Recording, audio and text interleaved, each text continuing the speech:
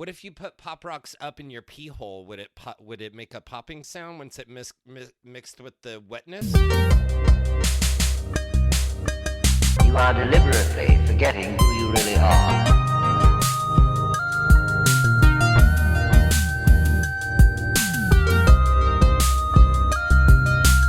You are deliberately forgetting who you really are. Well, I come home one day, and I was like, after I had talked about getting some gifts for you guys, and like, oh, we should do this, blah blah blah. She goes, just let me do my own thing, blah blah blah blah. She's like, I got it, just leave me alone. And then I come home and I walk in the room one day, and she's in here with, in the bedroom with her friend. She's like, get the hell out of here. You get the hell out right now. And I see like a bunch of these like different color little boxes all set up in a row with different things in them and stuff. And I'm like, shit. What are we getting? So yeah, more or less, I believe she gave us 5 boxes, each of us 5 boxes. And even I have no clue what the fuck is inside of these boxes. But I do have a knife in my hand because I'm that ready. I've got to say, I'm impressed. I already kind of opened the sides of mine. I was one step ahead of you. But I got to say, I'm pretty impressed with your wifey here, because she definitely went all out. When I received that box, I pretty much figured it was a bunch of shit for Tots, because everybody always sends stuff for Tots and not for me. And then when I opened it and realized there was a bunch of little boxes in there, they were all nicely wrapped up with little fancy handles, and they're all different colors, and there's little things taped on the front with funny ass memes and shit. It's funny. This shit's hilarious. I like it. I'm excited. Yeah, I didn't even know what it was. I'll be honest with you. So how she packed it, let me describe this. So I get one big giant box, right? And yeah, I pull, and same. Jessica's like, I don't. There's some box out front, and I had totally spaced it because, with our great United States Postal Service and everything that's going on right now, it takes about 3 months to ship something from California to Arizona, and so I didn't get mine ahead till I think we talked on New Year's. I hadn't even gotten it yet, right? I think I can't even remember. And yeah, so I hadn't even received it yet, and so Jess is like, some weird boxes out there, and so I go over there and snoop, and I'm like, oh, this is the box from the She didn't from say Low it was and a Header. weird So box. Listen, it was, and I think we're gonna get into this because I heard Tony's had some damage or some ants or something going on. My box number 1 was kind of crushed. So I think my box might have got lost, went to Mexico and then got put back on a truck and then made it to me. That's why it was so late, because the whole box number 1, dude, this is what the blue box looked like. that number 1 was in. It was already half open when I opened the box.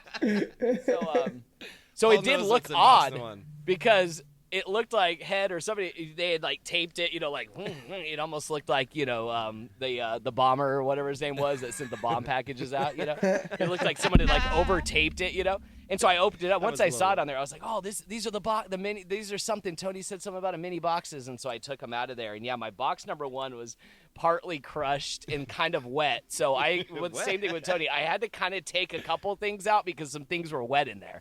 But in my box number 1, I don't know if Tony. Don't ruin it. Okay, I didn't know. Should we read? How are we going to do this? Oh, you can read can read whatever is on there. Just don't tell us what's inside because we don't know yet. No. Well, that's what I'm saying. Maybe. Well, since mine's card already halfway broke it open, and I saw part of it. Part of it fell out. I still don't know what it is. It says, when you drink so much tequila, you throw up, and your friend asks if you're okay. And it has this picture of this little kitty cat that has a sombrero on it. Does yours have that? Does yours have that? Yeah, I got that. So sick. That's Same. so awesome. Box number 1, and I like how they're in these Chinese food takeout boxes. Right. Did you notice that? I examined. I didn't know that's what every these part of were. this thing. I thought they were little gift boxes. I think they're almost like little. I almost thought some Head's chow mein came in this. I'm guessing they're dollar store boxes. Little gift boxes, yeah. So they could be used for either gifts or chow mein. They're off.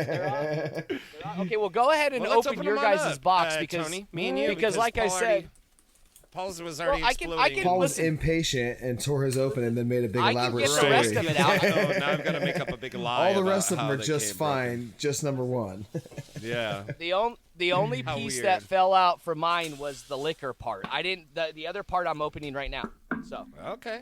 I didn't know there was different there's parts. paper Thanks in for here? ruining it. Well, that. Oh, stop. We got some. We got paper. Oh, here we go. What's it? stuff? Do you guys have candies? You have candies We in got yours? some Pop Rocks, some Play-Doh, Oh man. some pineapple juice, Play-Doh. and some. Why would you Man, have Pop Play-Doh? Rocks I don't are the know. best. Did you not get Play-Doh in yours? I got Play-Doh. That's I what got I'm saying. I didn't Play-Doh. even know I had Play-Doh. Is there a note? And the booze in the bag, think just that's in it. case of an explosion. Unless my note got. Did yours explode in the bag, Paul? Mine like so my liquor my little liquor thing was fine, but what exploded was my juice. The top Paul's got no piece, pineapple juice. The top piece got popped or whatever, and it was leaking in there. That's what. So I had to throw the juice away. Sorry, okay. Lolo. Well, Sorry, Lo. But now- I now did get you've the gotta- liquor. Now you've got to muscle down your tequila shot with no juice back. I got it. I brought a shot glass in. I'm just gonna pound it with you Dude, guys. I don't think the shot glass will hold this. This looks like a large shot. Well, I'll have to do too. Or here, I'll drink some right out of the bottle. Yeah, my boxes actually came through all good. The only thing with me is I was impatient, so I almost started ripping the boxes open when I got them. And my girl slapped my hand. She said, "Read the fucking card." And then I read the card and realized it was like, "Don't open these." I know. And that's where I did. I threw them straight in. I got now all of the rest of them. Only number 3, the wrapping paper's coming off, but I haven't seen inside any of the other ones. So. Oh man, should I have shaken Now, my first pineapple off, juice? I should have shaken. So while it. you guys are looking at your juice, Yeah, it first says- off, did you know says shut- does Lo Oh man. does Lo know that Avion is like one of my favorite tequilas, and this is from Entourage, the No. show Entourage. Is it really? Remember when Turtle had the That's tequila his company, tequila? and I think it's well, I don't think it's his, but I think It's it's a how they spinoff? started doing the advertising for it. They put it on that show, and now it's a big How funny. tequila company. That was but it's one of my favorites. Man, I think it's good for the price. Oh, he's going straight into the. dude. Yeah. He's not even mixing. I'm gonna. I- Are we what's supposed that to in mix it? Is it supposed to get mixed? I don't know what was the juice for if we're not mixing it. Well, the I juice thought it was a think chaser. was supposed to be shaken Oh. beforehand, and I didn't shake Oh, it, and now okay. I opened it, and I'm. Well, Regretting is it it. supposed to get mixed into a drink, or are we supposed to shoot it? I don't know, but hold on. I a thought second, I because took the wanna pineapple shake- juice as a chaser. He wants to amongst shake it. yourselves. That's what I thought. That's why I didn't think we even need. I thought I could chase. I could brought a beer in I tonight. thought it was a chaser. Yeah. That's why when my top Well, part was already kind of like half open, I was like, oh, it's just juice. I'm kind of curious. But I don't feel have any like- idea what these pop rocks are for. And the Play-Doh. So maybe we're Yeah, I supposed don't to do have any something clue. with this too. Is there a way to Now, make is this this supposed to be like all one of work those together? scavenger hunt things where we're supposed to figure it out, or is there instructions? Well, the only thing I thought of with the Play-Doh is maybe we can make little shot glasses out of the Play-Doh and drink from the Okay. Play-Doh.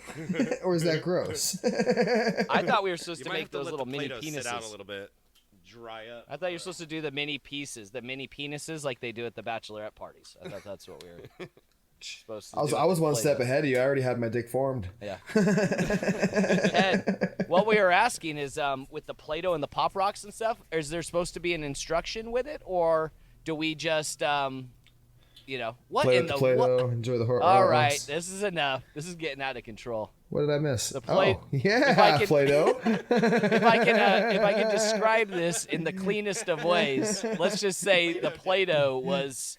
The Had- Play-Doh, had yes, misunderstood. was We where were Head's gonna- dick was, and he had no pants on. We were, just a we were second. saying make little penises out of the Play-Doh Yeah. head, not play with the Play-Doh with the I penis. thought you Not said a put little Play-Doh on your little penis. Ed, are we supposed to take was so these after we confused. do the shot?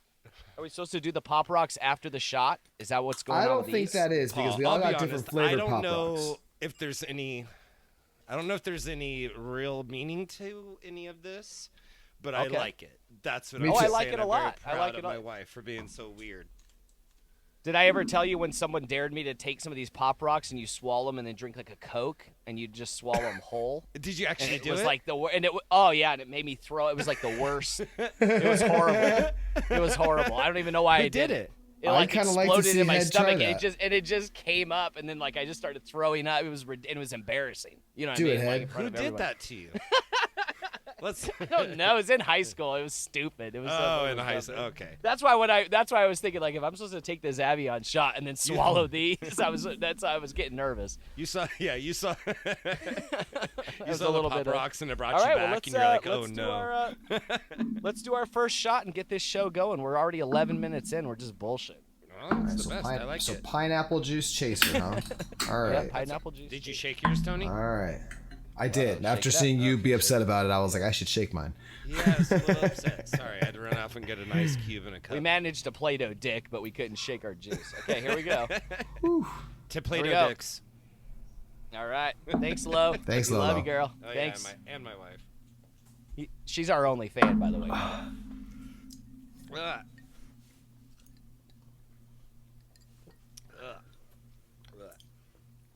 Yeah. Ooh, yeah. Pretty much. We're gonna Ooh. be good to go. Yeah, I'm already warm. Yeah. Right? All right, so box number 1, baby. Ooh, Hey, thank I got you, a quick Lolo. question though. I love the box number 1. If you Pop Rocks, saliva, whatever. I'm guessing any kind of wetness would make the Pop Rock Yep. pop off. What if you put Yep. Pop Rocks up in your pee hole? Would it make a popping sound once it mixed with the wetness? Do it. Maybe it'd burn. It'd burn. Why would it burn in your pee hole but it doesn't burn in your mouth? A lot of things Yeah, burn in your there's pee no- hole that don't burn in your Yeah. mouth. Because pee only belongs in the pee hole. That's why. You know. It's a lot of things I put in my mouth that that I for wouldn't next put in my pee episode. hole. I'll do it on the next. All right, hold on. Yeah. This Listen, is a perfect And segue. before anybody Hold on does a anything second. stupid, let's keep in mind that we only do a show where people hear our voices. So Well, right? and Like- they'll hear the popping, that's for sure. Okay, so here we go. Tony and I have been talking a lot. Last episode, we talked about quitting smoking. I'll be honest with you. I have a little one-up on Tony since a couple days before the new year. Uh-oh, Tony put Pop Rocks in his wiener.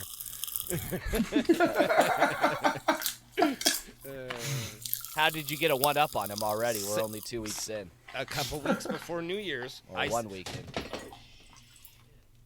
A couple weeks before the New Year's, I stopped smoking my vapor cigarette thing. So Okay. I have been smoke free. I don't know if that's a 1-up or just. Oh, look at him! He's Look at lighting that it up guy right sitting now. there He just smoking, lighting up lit I one better up. soak these up, huh? 'Cause what did you guys say by January 15th? That Yep. was Hold on, cut I off? gotta grab a towel. I spilt that pineapple juice all over. He just went down shaking it and now he Right. spilled it all over the place. Yeah, we said by January 15th is when we were going to quit smoking. So at It's Hedrick gonna always be is hard, don't you think? yeah, fuck yeah. It's super hard. Notice how I haven't quit yet. But Is it- Hedrick you is an think- is it- over-accomplisher, so he's like, fuck you, I'm quitting now. Yeah. Well, that's good. Did you guys? Is that your New Year's resolution, or do you guys do New Year's resolutions? I don't do resolutions. I do like New Year's. I like Yeah. the New Year, but resolutions aren't my thing. This is more just like Head's been pushing me for a second. It's time to quit anyways. We can call it a New Year's resolution. Why not? New Year, new me, right? Yeah, I mean, Well, I think yeah. I mean, you can call it whatever you want, but it's one of those things. It's like, even if we like talk shit to each other and are like, "Oh, this person is forcing me to do it," to me, it's like, my wife is making me. And at the end of the day, I look at her, I'm like, all right, she's making me stop doing something, so it's like, so I can actually breathe in the morning time, so I don't Right. wake up and go like. You know what I mean? With my like raspy ass voice, you know, could barely even get a little breath in of oxygen. So yeah, I mean, I didn't. I guess that's maybe why I started like a couple days before the New Year's, is I didn't want it to necessarily be like a New Year's thing. But it was time, and I think I said on the last one, the funniest thing was Lolo's like, nobody just says randomly it's time, and then they just stop smoking. And No. it was funny because at that time I had already like picked my lower nicotine things for my little vapor cartridge thing. Kind of, you know, it was already in the process. And then I specifically didn't tell her for a couple of days. I didn't tell her until like New Year's or the day after New Year's. And I go, "Hey, have you noticed anything different?" She's like, "What are you talking about?" I was like, "I haven't smoked my little vapor thing." She's like, "Oh my gosh." She goes, "You haven't?" It hasn't been around. I go, yeah, Wow. at all. It hasn't been around at all. I haven't blown any clouds of smoke in your face at all. Well, that's cool. So she was proud of you. Yeah, so she was super stoked, but at the same time, I didn't want her to, and maybe this is mean, but like maybe I didn't necessarily want her to use it as like a, you're being a dick. It's because you're not smoking. Fuck you. Like, I don't, you're such a pussy. You can't even fucking, act like a fucking man without fucking smoking something. I'm sure My lady say I acted definitely like a wants man, me to but smoke, whatever. but she's not looking forward to that part of it Yeah. at all. It's definitely a hinder in the relationship for sure. Yeah, I'm sure I'll be a dick for a week or two. So I'll probably substitute with a ton of weed. Yeah. The challenge, though, I think is the good part of it. Like you said, I think that's what drove you and I, right, to lose all the weight. You know what I mean? I think Yeah. it's just, it's that kind of healthy challenge back you and and forth, I, and maybe that's just our we'll get to that personalities, right?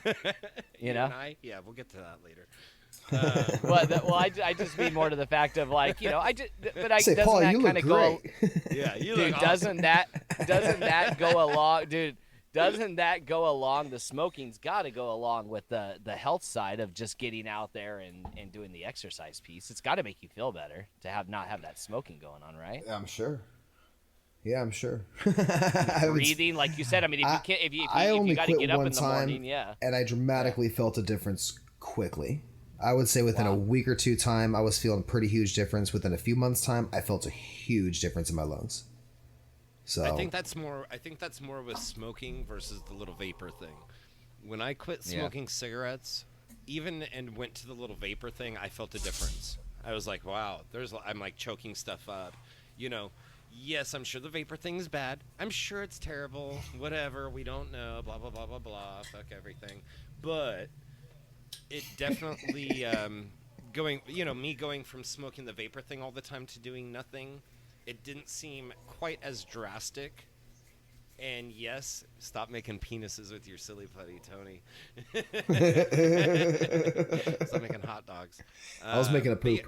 It didn't seem as drastic. Drastic. It didn't seem. I don't know. It didn't seem quite as effective for some reason. You know what I mean? Which is, I guess that's okay. It maybe. So what you're saying is you already have a handicap in this whole thing. So it's already going to be easier for you I than guess me. I'm saying it didn't feel as good. It didn't feel as good to stop smoking the little vapor thing as it does to stop smoking actual cigarettes. So Smoking I have a cigarettes- handicap. No, I'm saying you have an advantage because you have a greater awesome. It's like your orgasm's better than my orgasm. It's like it feels better for you to stop because it's like it's such a difference. Well, I think regardless, we're both going to struggle a little bit. Me and Head were trying to come to terms on what's going to be the conditions of this bet, and we were struggling a little bit, man. It was I think we came up with a good idea of like, if you have a cheat, then there's a consequence if you want to stay in the game, Okay. and then if you want to call out and quit and be the loser of the game, then there's a larger consequence. So, go ahead, Head. I see you brewing something there. So until tonight, I was really confused about what would be something interesting that we could do, and then it hit me as soon as we started talking about fucking putting nerds up our fucking wiener holes. It hit me. I was like, oh my god, that is the punishment. The first person that starts Nerds? smoking has Or you to mean put the Pop Rocks? or the pop rock. I'm sorry, the pop rocks. They got to put pop rocks up their wiener holes. That's what you want to do, huh? He's Yeah, already and doing it with record nerds. it. That's what. So This he's already really- practicing. He's already doing it with nerds. He said nerds, so he already has like 30 nerds up there right now. We all hear it fucking Or- tick tick tick on the yeah. ground. So No, listen. But wait, I just asked if it does make a noise. I bet you $1 million it does. There's no reason it wouldn't make a noise if the If it was wet enough, If maybe you your got to wiener jerk is- off if- first. Listen. inside of your listen, body the- is liquid enough to set off the pop rocks, just like saliva is. There's no reason that it wouldn't pop, which would be great for audio for a podcast. So I think the person that doesn't that smokes first, if they want to stay in the competition, that's the first thing they should do. They should have to put Pop Rocks up their wiener hole and record it. Are you that scared of eating mayonnaise? So that was our other thing. So listen, so we could go down the road of where we're sticking shit in our pee holes. That's one option. Of course, that make that that we live in a world where we're making a lot of great choices right now. So we could add that one to the mix with the capital and all the other shit that's going on, right? Okay. So that's a good idea. So that's a good idea. Or how about this? How about we pick a charity and you throw $100 at the charity every time you make a mistake. Ooh, You're throwing 100 at the charity. Well, that's good. But what we also came up with, which was, I guess, a little bit more selfish and very non-considerate of people that maybe need charitable donations, was Tony and I, for one, at first, the first thing was like, well, what do we hate? And I go, well, I hate mayonnaise. And he goes, well, I hate mayonnaise too. I go, man, how terrible would it be to just take like a scoop of fucking mayonnaise? Or I don't know, maybe it wasn't me. I was like, how terrible would it be to eat mayonnaise? He's like, what about like a big scoop of mayonnaise? I was like, that is the fucking worst thing ever. I go, I can't even imagine that. I go, that's the but you know what you would do? You would choke it down and you drink your beer afterwards and it'd be done with. And what I'm saying is versus versus this next 7 days, someone cheats, say like 5 times. They've given a charity $500 in a week, and at the end of this thing, we're 10 weeks in for both of you guys. I'd love to have the total, and we make a little web page or a Twitter type thing. And we can see how we'll see where that bitch is at the end of the day, right? And when you see it saying like $10 per cheat. 5 Gs, right? When you see it saying like 5 Gs, Tony's right? not feeling confident. He's saying, let's. And you've given some like awesome kids $5,000, right, of something instead of putting shit in your pee hole. I'm just saying you'll be feeling that. What is that shit you have in your hand? What is that? Is that you want to see what I made? That's a silly putty. Tony's making like Play-Doh things. I'm making boots. Oh Oh my god, that's the. Oh, it has a bird? A little Is it a fly. bird on top? Oh, There's it's a little fly on top. Yeah. Oh my Yeah. goodness. Take a screenshot of that, here. Paul. I don't know how to do Artist right there. screenshots. I'll take a screenshot. Hold it still. All right, ready? Here we go. And got it. Got it. That's funny. It's too funny. It's good. Man. That's funny. I love this. But yeah, I know we'll have to figure something out. We have till the 15th. No, so let's I over the dig next it. couple days, let's I get it think uh, that's actually really good, man. I think let's lower it a tiny bit. Let's do $20. Sure. $20 a cheat. $20. You cheat, $20. By the next podcast, Paul, you come up with a charity that you'd like to donate to. Oh, We'll I let don't you even pick know it. about that. Well, you got 2 weeks to figure it Paul out. gets to pick. All right. But, oh my goodness. That's great. All right, we'll figure it out. Paul just wants figure the it out. picture. How funny. All right, that's all gotta right. be 15th, we're chapter- quitting. Every This cigarette episode's cheat. wild. People don't even know what's going on. I just sent them the picture That's of good. the He Tony posted the poop. We'll picture. put it in the show notes for this week. Chapter so photo, for sure. So everybody If can there's see no the chapter Tony photos poop, you anymore, just we look at please your have show to have a notes. chapter photo of that. Too good. Too good. All right. Poop fly. So All right. 2 to be continued on the next one, but 15th we quit. Any slip ups from them we talk about.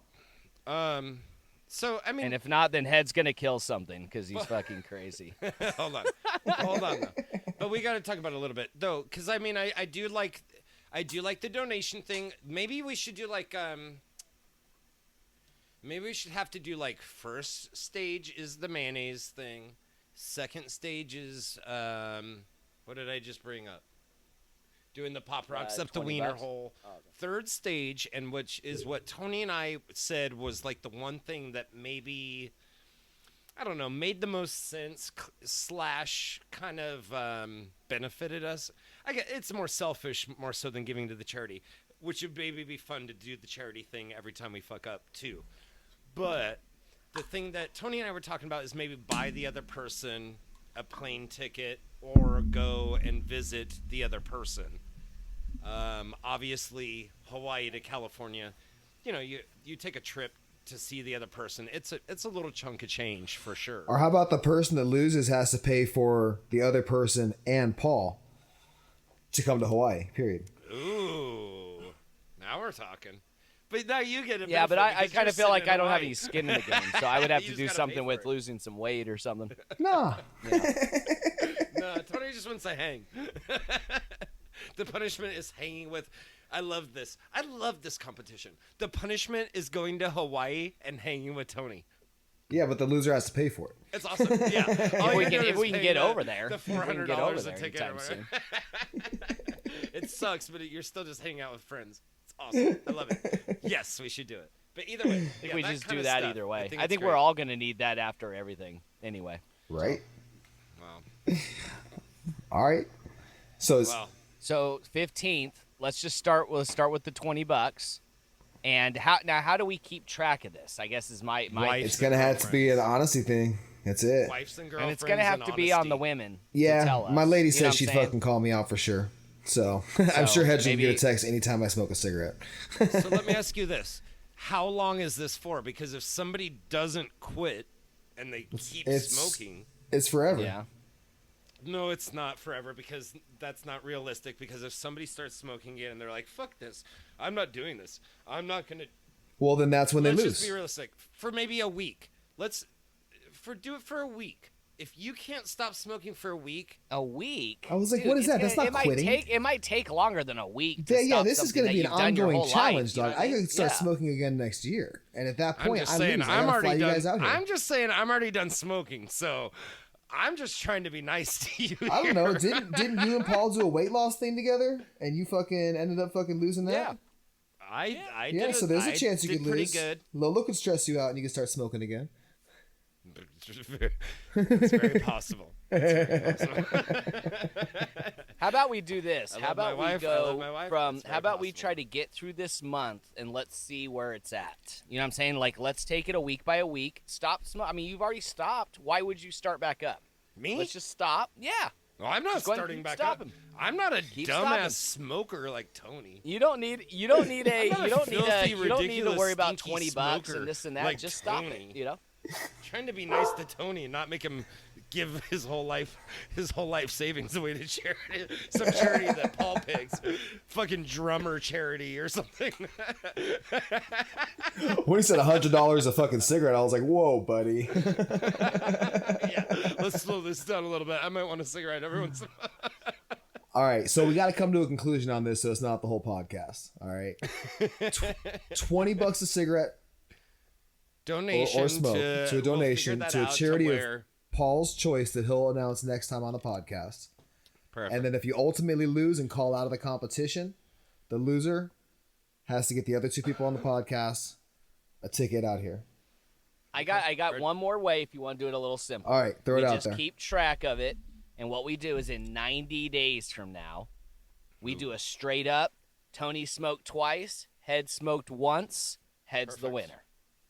And we just do a straight up, and then that right there is the straight. You know what I mean? That's it. And then after the 90 days, we can do another 90 if you want to. What if and then Tony, whatever the what if prize Tony is, the prize smokes is. 40 packs of cigarettes in the next 90 days? He really 40 times 20 cigarettes. He really owes. You know what I mean?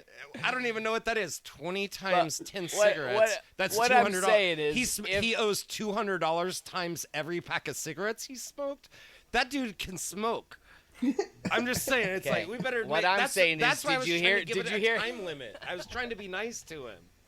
But what I'm saying is, did you hear what I said? I just gave like Tony smokes twice in the next 90 days. You smoked once. That's it. Like That's like cute. maybe you Tony mess smokes up every twice. once in a while. Like if you're smoking like just like you would normally, I mean, why are we doing the competition? Right. I just wonder You know if what I'm saying? Tony's actually You have to real wanna about do it, quitting, you know what or I if mean? he's being a little bitch about it. I don't want to make him do like a bunch of stuff that he's not No. gonna do. I'm not actually No. worried about it, dog. Oh, Uh-oh. really? I'm really not too worried about it. No. Then I've I quit say before. we should do $50 every time you fuck up. All right, $50 a cigarette to a charity. And I'm gonna Loser in send the end. cameras out to your house. Listen, so I've when already, we're about I've already 50 got a about camera in my 50 house. watch You got to put one in yours so I can watch you, dog. I'll give you I my already code. have. I'll give you my login All right, password. all right. How are we gonna keep track of this? This is never. We're never. We gonna can do it. This always is too keep The confusing. track wives, and man. spy The on girls. people. The girls wives- gotta call it. Oh, people know. I think- If you're I think- smoking, I think you what- know. I- People Listen, know I if think you're what we smoking. do I think what we do is after 90 days, let's readdress this at the end of March. I think what we do is we take account on what's going on, and we'll have a winner. Paul, you're so And nice. you guys, He is so it's nice. easier that way. It's easier. You're No so way nice. anybody's Shut the keeping fuck track up. of this. Shut the fuck up. No way. Super There's fucking no nice way anybody's motherfucker. keeping it. Because I'm going to have to be You're the one going that, down, that you says little who's the motherfucker. winner. You're going to put me to say who's the winner, and I'm going to be like, I have no clue. You know? As you guys are both smoking, you're going to be like, who's the winner? Who won this? And I'm like, I have no, you know. I mean, ultimately, but ultimately, seriously though, guys, it is for the best of both of us, and it should be kind of an honesty thing. I can be honest and tell you, for a couple of days before New Year's, I have not hit my vapor thing. On New Year's, I actually grabbed my little vapor thing and threw it in the fucking trash can, and it's been gone. So I don't even have a little unit thing. I can tell you guys honestly, since New Year's, I have easily smoked about 20 packs of cigarettes. I'm a fucking smoke one right now talking about it. So that's what I'm saying. I think like I said, let's get to January 15th. Yeah, that's and then we can go from there. I don't even know if we're gonna make it let's that make far. this a little easier. And Tony's like, I'm not scared. It's like not. you are. You should probably be scared if you're sitting there smoking cigarette after cigarette. No, man, after it's just cigarette. about a commitment. It's like, all right, when it's time to quit, you just quit. That's it. So then maybe you should raise the stakes even higher. Maybe you should do like every cigarette you take a scoop full of. Why we gotta keep changing it? Let's just come up with a fucking deal already. I'm saying like double down. Like maybe do like $20 donation plus you have to take a scoop of a food that you don't like. Okay, let's make it real then. Okay, here it is. So $20 and a scoop of mayonnaise for any fuck up that you have. And the loser of the competition, if I lose, I'll buy you guys both plane tickets to come out here and we'll do a podcast together out here and you can take some pictures for us with your Live drone, Paul. podcast. If Hedrick loses, he has to go skydiving. I'll do it. All right. Deal. Done. That's hold it. on a second. I mean, I'll do Hold the on a skydiving second. either way. So Hold it on a doesn't second. matter. Hedrick won't. He Let's said that's like his explain- worst fear ever. Let's explain It to is. Paul. I thought you went that one time when we went in Never Hawaii. would I ever go. Oh, Never would I ever go. And Really? this is exact. Huh. Never would I ever Unless you go lose this bet. skydiving. I'm the biggest Yeah. pussy. Unless I you pee lose my this bet. pants, whatever. So Okay. I would never do it ever. That's the bottom line. So I told Tony the other night. He goes, "Well, what would the concept?" I go, "Well, I hate mayonnaise, and I would never skydive. That's my, I go, I'll give you my, whatever, Achilles heel. Like, let me tell you, like, my deepest, darkest secrets. I hate that shit, fucking eating fucking shit on a regular basis, and I'm never gonna go up on a. I'll put it this way. I'm never does even gonna roller go up on a. coasters and stuff. I'm never What gonna do- go why up on a would- high ledge and look off get Since close when? to the building. This has got to be something new. Ever. I'm not doing that. I'll barely You get used to on go on roller all coasters. those roller coasters. Paul, when You must have changed. Paul, when I met those Yeah. granddaughter, where are they? My nieces. When I met my little nieces Yeah. down Yeah. at that fucking Lego land or wherever the fuck we were, You went and go on I it? got Huh. on one of those little kids' roller coasters, and it was like a 2 or 3 story thing. Yes, it was like a little kids' roller coaster. So the carts were very small, and of course, Yeah. I'm a big boy, so it's like a big guy in a little cart type of situation, where it's like I got up in there, and it took us up high, and I was like, let me off of this thing. I go, get me out of here now. I go, I gotta get off this thing. It's gonna, I thought I was gonna tip right off of there. I couldn't do it. So no, I could never, ever skydive. Yeah. When the Never. roller coaster is in the shape of a caterpillar, when that's the outside of it because it's a kiddie ride, right? And head can't even go up. I mean, that's craziness. I mean, those are little kid rides, dude. They don't even go up. Like, you're not gonna fall out. That's why they only have that lap bar, because it's not like you would tip out or The any little, little kids were go on it. very mellow, and I was very scared. All right, so let's just do this. For the sake of time, I'll do that. let's reconvene next time and let's see where we're at with the smoking and let's set the bets. Oh, I think we just got it said figured right out. now. We got to see how I think serious just we said are. it. That was it. It was I figured can- out. That's it. 20 so bucks what and a was it? I fucking don't table. said 20 20 things. bucks Yeah. and a tablespoon of mayonnaise for any cigarette or smoke that you fuck up. The loser in the end of it, I'll buy you guys both plane tickets to come out here. or Hedrick has to go skydiving. Okay. There it You is. can't like trick me to. You can't come and like shoot me up with like some tranquilizer and like make me smoke, and when I'm like Whatever, unconscious dude. and- Like that's your problem. You get fucked No. up and smoke. That's your Stay problem. away from me. I'll be on fucking. All right, guard. that's it. That's it. January Deal's 15th done. starts We'll it. talk next podcast. See where we're at. Our ladies will you're gonna- convene All in right, between. so listen. I'm bringing this Tony's to this mouth piece. is gonna be full of fucking mayonnaise. How many times do you eat mayonnaise and donate before you lose? Like, what is the lose? How many times? One cigarette. Well, before you lose, I think you have to give in. Yeah. Do you I do mean, 20 otherwise I'm times? gonna have You 100 smoke 20 cigarettes, have $2,000 donated, and a fucking butt full of mayonnaise. I mean, Butt full of mayonnaise. at some point I just got to give in and be like, I'm going broke and I can't take any more mayonnaise. Like, or I'm really gonna start to like mayonnaise. Don't do that. Don't do that. All right, let's get out of this. Yeah, time warp. I'm switching topics because in this Google Doc about Tony. So listen, man, for about the 30th time, Head puts in here that Chow Show or whatever. Yeah. He went to Yeah. that. Okay, did you go with it? Did you go with it No, or but he's something? talked Okay, about okay. it 10 million times. Yeah. I mean, dude, this kid, he won't shut up about this. So I thought what we do is we let him kind of talk about it back in like episode 1/20 or whatever it was. Yeah. But I think we more dive into like, I want to know first off, obviously it's kind of changed an outlook or something in his life, or it was a religious experience or something Right. happened because he went to this thing and he won't shut up about it, He about the loves this experience. Chow guy. So first off, yeah, tell me a little bit first off, why did you go in the first place and who took you there? Okay, so let me try to kind of break it down. So this Chow Show, David Chow, he made a bunch of money off of taking Facebook stock over being paid for doing a mural in the Facebook offices. And you can go remember online that, and yep. you can look at the Facebook offices from like whatever it is, 1990 Yeah. or 1982 or 1998 or whatever. I don't know. And you could see the actual inside of the offices. They look really cool, you know. And this guy was just smart and took the stock in the company. He saw that little Mark Zuckerberg or whatever the kid's name is, and just kind of went with it. They say nowadays that this was the I don't know if they say like exactly as like the wording, but like the most outrageous or the most rewarding art sale ever is, you know, the guy made millions of dollars off of doing these murals in the Facebook office because he took a small amount of stock and the stock blew up, you know. And he sold a bunch of it. He's went on Howard Stern and talked about it. Now he gets to do whatever he wants. So he gets to do art shows and not care if anybody comes and or buys anything. Well, you talked me into going to always- one of his shows out here, and I went and checked it out. And it was just like a punk rock show. He was playing music, playing punk rock. It was a totally berserk, absurd, obscure show that he put on that didn't even necessarily make sense, but it was fucking awesome. He was a cool guy. Everybody had fun, and when I say everybody, all of like 25 people, you know, which is what you were saying. You know what I mean? It was a very small venue that He's in he a just punk was rock doing what he band. wanted to do. He plays drums, you know. He's loud and obnoxious, just like you guys. I don't.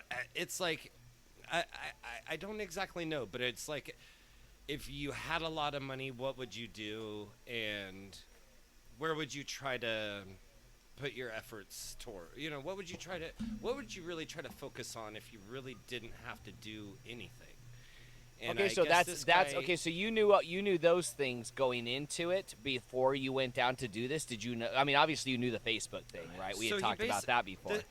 So this guy's an artist, and he basically said, well, I'm, you know, he started doing advertising and cool video things online about this thing called the Chow Show. And it was going to be a show from David Chow, the artist. And there wasn't really many, like nothing was really said about it, but it's like, if you want to come to the show, you know, let us know and hit us up and, you know, tell us why you should be able to, you know, why you should come to this show. And they basically, you know, you send them something and they, you know, I'm guessing everybody hits them up and says, hey, I'd like to come to this art show or this event. I don't think anybody really knows what it is. And I think more or less the idea is every person that got invited got a call back. And it was from a person on a telephone, a live person, that either worked for David Chow or was friends with him or David Chow himself. And they talk to you about things, and they say, well, what's going on in your life, and what are you about? And they ask you about yourself. And they're like, well, what is your story? And I think I talked a little bit about having kind of being raised in a religious family and not, you know, ever really feeling like I could speak my mind or, you know, really kind of be myself or be curious about things because they were already kind of decided for me. And just recently, you know, I felt like I was able to kind of start being able to be the person that I wanted to be and realizing that there really isn't anything wrong with that. And, you know, kind of, you know, talk to this person on the phone and they go, okay. They go, we'd really love to invite you to the Chow Show. They go, but what we want you to do, we're going to give you an assignment. And this is where it kind of like turns into almost like a Fight Club thing, I guess is why it's kind of almost cool. They go, well, before you get your invite, they go, we want you to send your parents a letter, and we want you to tell them how you feel, basically what you just told us, and we want you to CC us on the actual email. Wow. I never knew any of this. This is before you even could go to the show. This is before the invite even happened. This is trying to get an invite. So this before you even know if you're allowed to go. Yeah. It's like you got to do this just cuz. It's like you want to actually have the option to do it. You're gonna do this, and you're gonna speak your mind, and we're gonna. And so you did it. So I wrote a big ass email, and I sent it to both my mom and my dad, and CC'd the Chow Show on it, and both our parents got it, and I think our mom was like, "Oh wow, okay, you know, this is wow, all right." And I think my dad was like, wow, you can really tell that you've become a man and you're really starting to, think about things in your own ways. And wow, this is great. And it's okay to feel the way that you're feeling. And even though he was 30. Yeah. Exactly. Yeah. So more or less, I get this invite to the Chow Show. Comes in an email and it says blah blah blah blah blah. It says if you know anybody that's coming to the Chow Show, they go, you will purposefully be put in different groups on different days, and you will go with complete strangers. So they said on your day. How do they know all that? How do they know that? You walk because you walk in the door with someone. I guess because people would try to go on together and maybe mention each other, talk about each other. They go, we purposely want you to be separated. You're going to go by yourself. Okay. And so you get so tell me first off, we got too far ahead. So this is before you even get there, or have you gotten there already? I'm sorry. You're at. So this is just getting the invite. So it says you. This is still the invite process. This is. I don't even know what it is yet. Yeah. Nobody even knows what the Chow Show is. It's just a show. It's just a show. Okay. I thought maybe it was like a one-time thing, like a cast audience, like a live show. Where you could ask him like Q&A or something. Yeah, where you could talk to him or something. Yeah. I have no clue. Yeah. So, anyways, it says you're invited. If says if you have friends, blah blah blah, you will be separated on purpose. You have to be okay with that. More or less, I wait a couple months. I drive to LA on my day. I took the day off. I'm like, man, I cannot wait for this thing. I got a hotel, told my wife, I was like, hey, I got to go do this thing. I got to go to this thing in LA. And I don't want to drive back after it. I don't know what it's going to be. I'm just gonna go up there and do my thing. Yeah. And I show up, and there's really I think my time was like 5:45. I show up in LA, and literally it has an address, and it's literally this like Nakatomi Tower or Nakatomi Plaza looking tower of a building, 40, 50 stories tall, business looking building in the heart of like the Asian town of LA, whatever they call that. But so around the time, there's people that it's so weird, man. There's just people that start showing up in weird like monk style robes. You know what I mean? And they're just kind of like walking around, and they're like, "Hey, are you guys here for, you guys So here for the other show?" people that are there to experience and not necessarily part of the show. There's people that are anything. sitting around like waiting under trees and in shade, but there's no real like there's not a line. It doesn't have there's no sign. Nobody knows what to do, basically. You just show up to this building, and nobody's out there saying, "Hey, come here," or do anything yet. And then all of a sudden, you see people in robes that look like you're in a cult.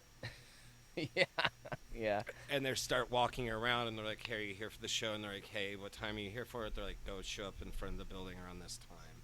And they don't really say a lot, and they just walk away from you. So already it's like, all right, this shit is weird. There's people in weird fucking outfits. This is Tony. really cool Tony, and he's supposed to drink a little Dixie cup, Right. full of some kind of red Kool-Aid. Put your matching shoes on and the matching Nike sweatsuits, and they're like drink this Kool-Aid. This guy's in monk outfits, Head's just now figuring out the cult part, right? After he's already had to do what just to be initiated to get there, right? And he's just now. Head's one of those people they don't realize they're in a cult, right? Until they're already in the cult, Okay, so you get there. Really So nice. obviously, No. so obviously, someone says something to get it rolling and get you in there. These people Right. start showing up and walking around this big business building, this 30-story business building, and it's like, all right, those are weirdos, and they know what's going on. So they would like kind of start. It almost kind of reminded me of like back in the days where I would go to like raves with my buddy Joey Conti or Chris Dirksen, and where it's like almost you'd like meet. They'd have the address on a corner, and then you'd show up there, and there's like a raver kid sitting there, and he'd say, "The address is this," and then it would be 3 blocks away in the opposite direction, and you'd be like, "Okay." So that guy was basically sitting there like waiting. I don't know, being like the interceptor to like make sure nothing was gonna get. But it was weird. But either way, you finally, so your time rolls around. I'm sitting there by myself, waiting around for hours in LA, sitting there smoking weed in my car or whatever, just kind of waiting for this thing.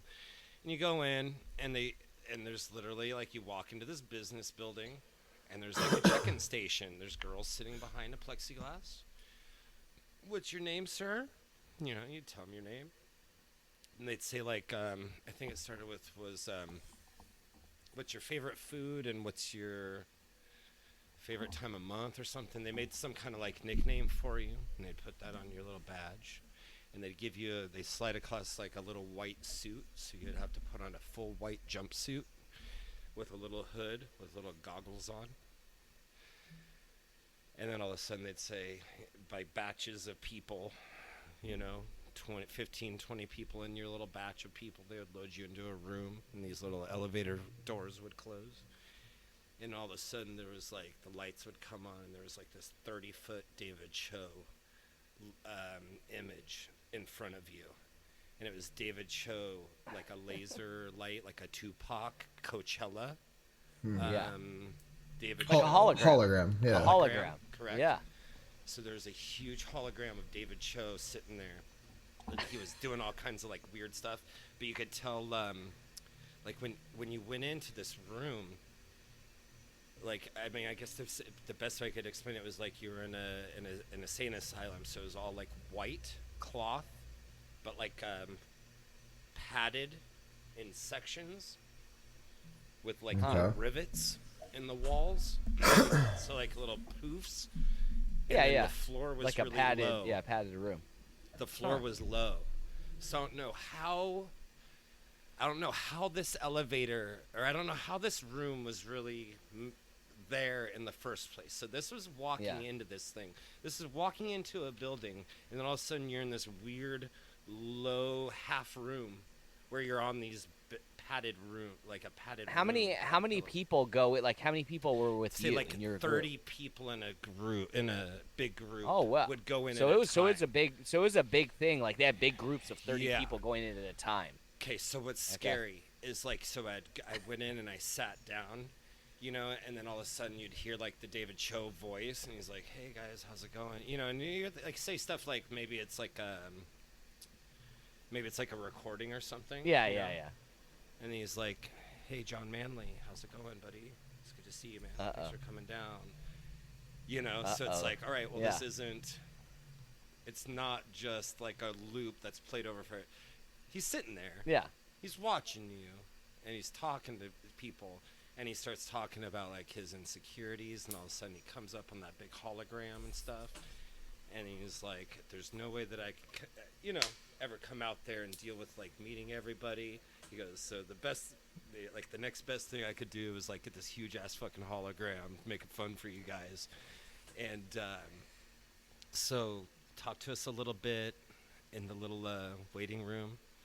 And we got in this little elevator and went up, I'm guessing, to the roof, is because of later what we've kind of figured out. But we get out in this room, and it's like a kitchen.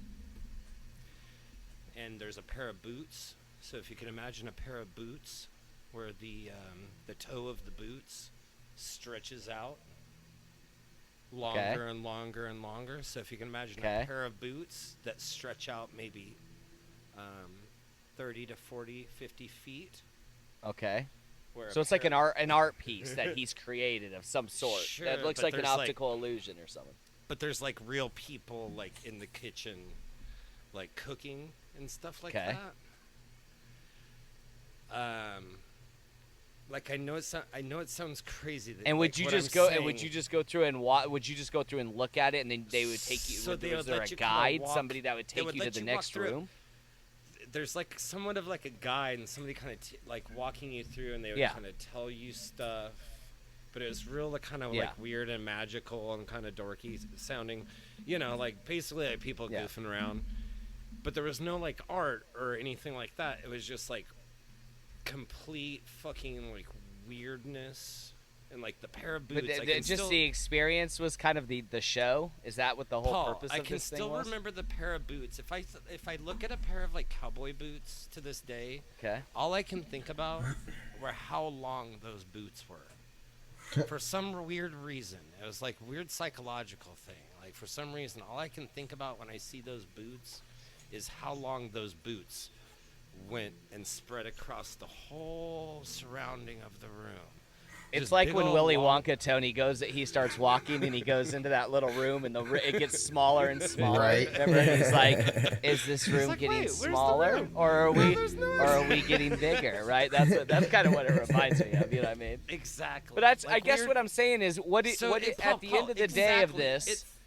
Paul, like in Willy Wonka where that was before it started, that's exactly what this was. The thing hadn't started yet. And we're walking through, and we're all in jumpsuits, and we're walking through this kitchen where like these actors are like cooking and like a miniature like haunted house type thing where people were putting on a play. We were walking through this scenario, and we get to this room where it's pitch dark, and they say, "All right," and they have these little flashlights, and they go, "You guys need to all lay down on this bed," and it's a big circular bed.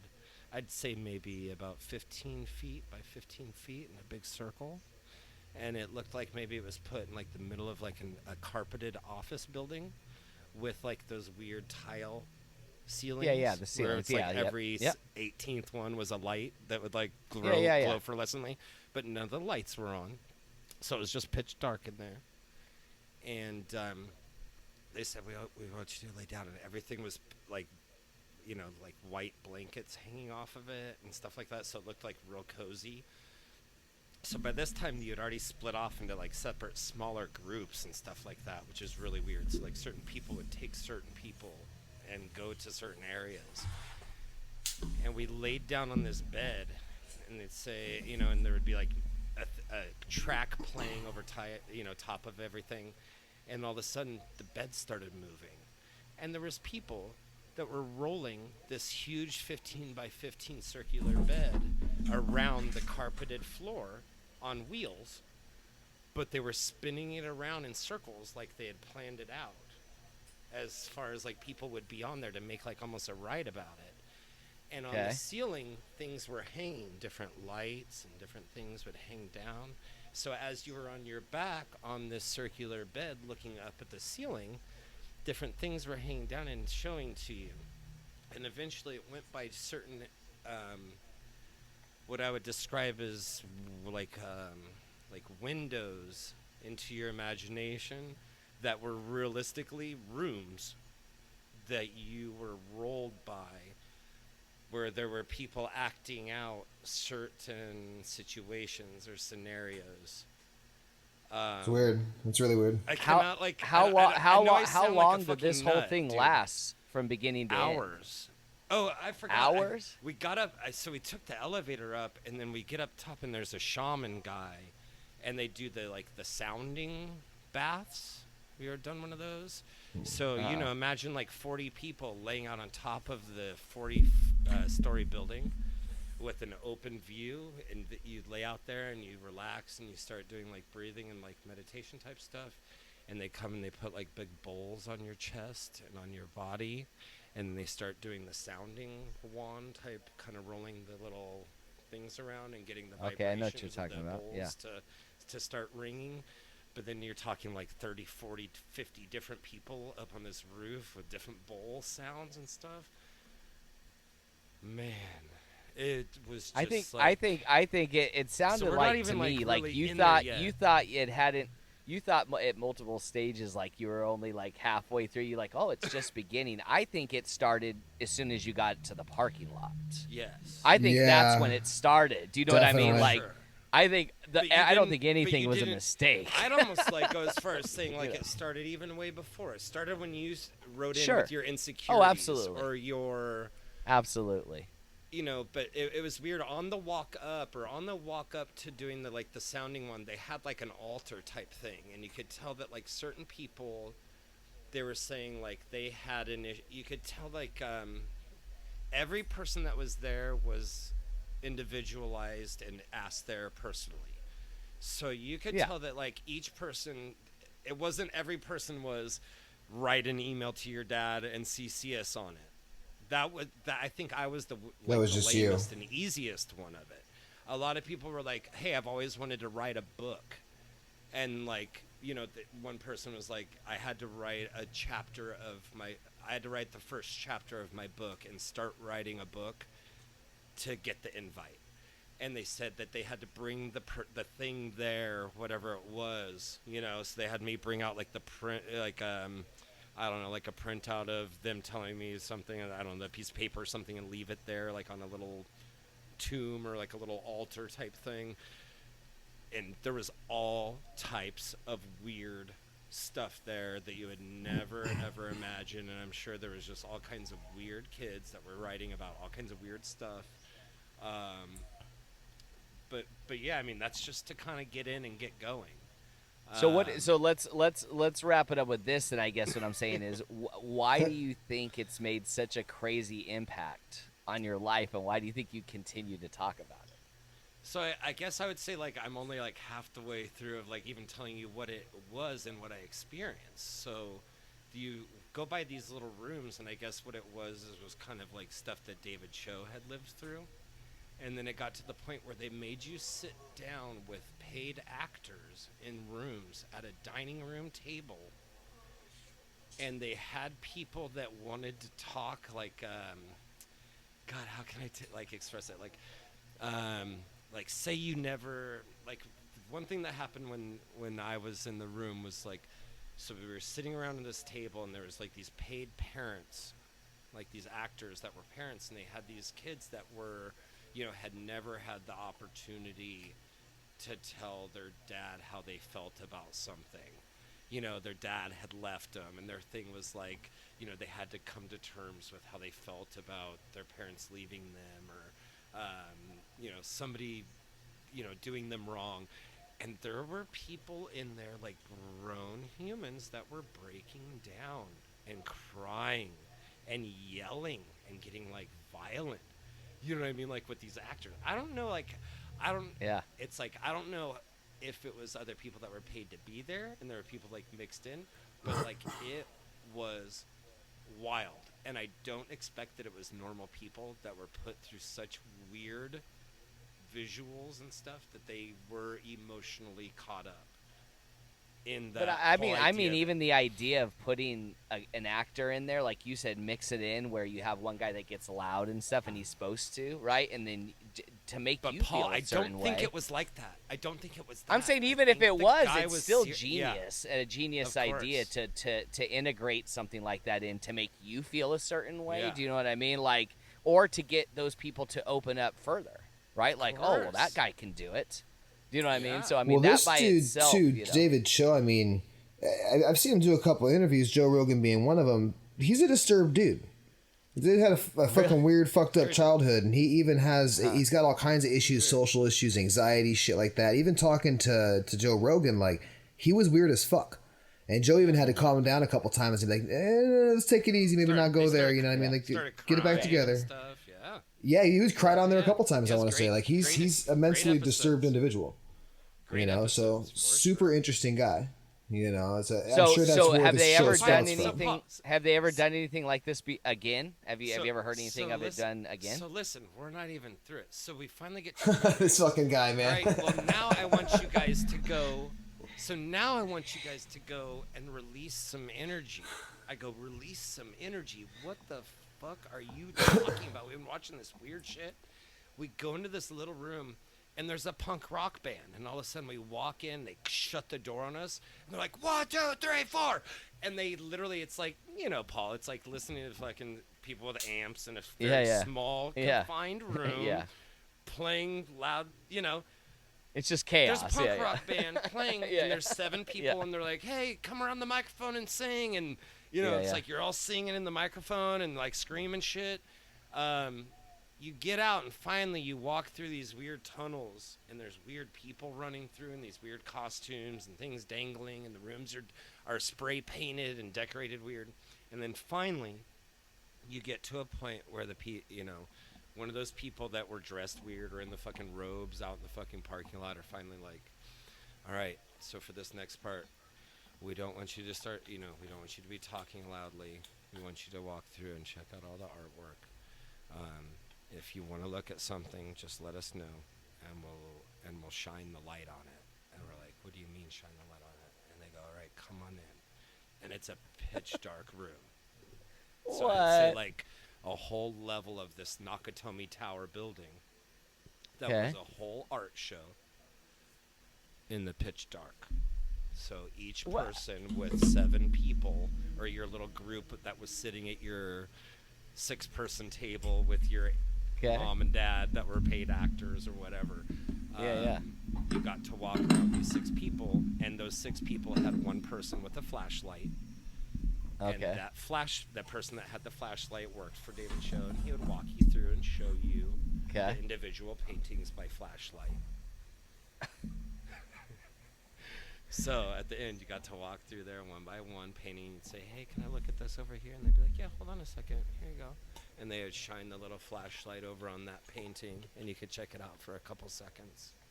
And then they would let you shine it on something else and go look at some other kind of artwork or some kind of thing. But yeah, so he doesn't necessarily sell anything. It's not a show. Like you can say, like, "Oh, I want to buy that piece" or something like that, or any. No. Nothing for sale. It's not for money. Yeah. You're not getting anything from it. So none of this had any financial anything. You're just it was being weird, and you're spending money doing weird artistic stuff, and it's awesome. But it didn't cost any money to go, I guess is what I'm saying. No, you had to just be picked, and you had to go alone. Yeah. How many people do you think went through it? Do you think I'd this say was something they set up thousands. on you think so? They set up on a weekend and went through and just, There was like Reddit forums and people that were like, "What is this thing? And what are we getting ourselves into?" Were you allowed to take a cell phone in there or anything, or any No. pictures or anything? No. No. So I'm gonna take it back to what Paul was trying to ask earlier. So what did you pull from this? And I'm actually gonna Yeah, I'm gonna I mean- merge this over to something else in a moment, but I want to ask you, what did you pull from this and how did it change you to where it's so significant that you always talk about it and make me go see this dude play a punk rock show in Hawaii because you love him so much? I guess it was just like the opposite of what I've always seen and what I've always witnessed. Whether it was going and watching a band, you had a huge ass merch table with all the merch set up where you could buy different stuff. Of course, I go, I want a hoodie. I want one of every shirt in an XL. I want a San Holo flag, blah, blah, blah, blah, blah, that I'm going to hang up in my closet and never look at again. You know, it's like I want all that stuff. I buy it. I'm a consumer. I buy it up. This was literally something that was for no reason. That was weird beyond anything you could ever imagine. That was so creative and was so for nothing except to make people feel a certain way. And I think that when people make you feel a tingly feeling, or I don't know, you know what I mean? There's like that feeling in you where you're like, wow, this is something like, you know, this is something else. So you saw him do something pretty much completely selfless for the beauty of the world in a sense, and it made you feel good and tingly inside. Fuck yeah. I mean, beauty for like an individual to be able to express to a person that they've never talked to. Or I'm going to take a hard right turn on you here now. All right. So you're so peaceful, loving. You just love that this awesome dude just kind of is doing all this selfless stuff and making people happy. Why do you keep telling me you want to kill something? Hard right turn, man. You want to fucking kill something so bad, it's not even fucking funny. You are trying to get me to go on hunting. So you like on one side, you're trying to get me to go watch this David Cho guy and like find some inner peace in an artistic person that's being so selfless and awesome in the world. And on the other end, you're sending me messages like, "Hey, let's go to this little island that I found in Hawaii. I heard we can shoot something over there. Let's go fucking kill a deer." Dude, he's not shooting. He couldn't even shoot that squirrel. Remember that? Neither one of those dudes, him and that guy, they couldn't shoot that rat. I told you that I've seen him fucking shoot a chipmunk in the middle of the forest tripping on mushrooms, right? Well, that's I showed because you he that didn't know what he picture. was doing. It's hanging right behind me. He didn't know what he was doing. That's why he'd feel all bad after he hurt something. No, and that's to this don't day, you he hear still this, tells what he's me. saying, what I kind of kept person it on he ice is? for like 5 days. Hedrick, what do you always tell me when I ask you if you felt bad about that? Do you feel bad Paul, about killing that chipmunk? Tony, let's just be honest though. The whole point of what I'm saying is, I feel like if I need to eat meat, I should be able to kill an animal and eat it. I really honestly feel like I should stop being a pussy. And it's like, if you want to eat meat, you should go out there and be able to kill an animal. If you can't do it, then that's the next step, right? But I think the difference is you're not in that survival situation. I think the next... You just want to kill something. I think the next step is to remember at the beginning of the show, we just said all three of us don't need to be eating anything else. You know what I'm saying? So that, to me, that's the next step is we just shut our mouths and we'd stop eating because that's our problem. All three of us are bad at that piece. But I think if you want to get into the psychology of it, Tony, and to not bring it back to the Cho thing, I think what he's saying too is he enjoyed going somewhere and being fed by the artist without having to give something back in return. Right. It sounded like to me like, you know, when I know him, he goes there, he has to buy. He almost feels like he's obligated to get this band to the next city. Right. Like, I don't know what it is. He's always buying T-shirts and shit like that. Because he's kind-hearted. Bands and stuff, yeah. Yeah, and he's a kind-hearted person. Don't you think that's almost like from where we grew up? It's like a lot of those bands did need that. Yeah, and I think to be able to, you know, and I think to be able to go and see to go and see an artist, you know, and kind of the true form of art, like you said, when you strip away even a band, if you could strip away all the crap, meaning like they had enough money to get to where they needed to go, now they're just playing to play, do shirts at all, right? It'd be a way better experience for the band, for the crowd, for everybody, right? You'd have that. And so I think that piece, you know, to be able to experience that pure form of art where it's just about the art, that's very rare today, you know, to see somebody. And somebody that would, like you said, would spend their money to, let alone he could share his own art with his own self. He doesn't have to share it with the world. You know what I mean? Like, to pay for all that, to have all the That is really cool. right? To That's see kind any of artist unique. put themselves out there just to literally share their art for no other reason. Yeah, that's what I mean, and I think so. That's kind of, I think, that's what would have touched me. I think more than anything, which leads us into what we've been watching. We can get into the peep and the shit we were talking about. I wish that would have made Hedrick a little bit softer. That's for sure. I wish he'd quit trying to kill shit. That's it. All right, let's get into what we've been watching, because we're 110 into this thing, and we're gonna want to talk about on that. No, but Paul, there's parts that I even left out. You know what I mean? That are still stuff that like certain things come up that I think about back to that moment where I'm like, man, that was really weird, and how I felt a certain way by watching something. There's stuff that happens just all the time that just makes me think back to that moment. And I don't think I'll ever experience something quite like that.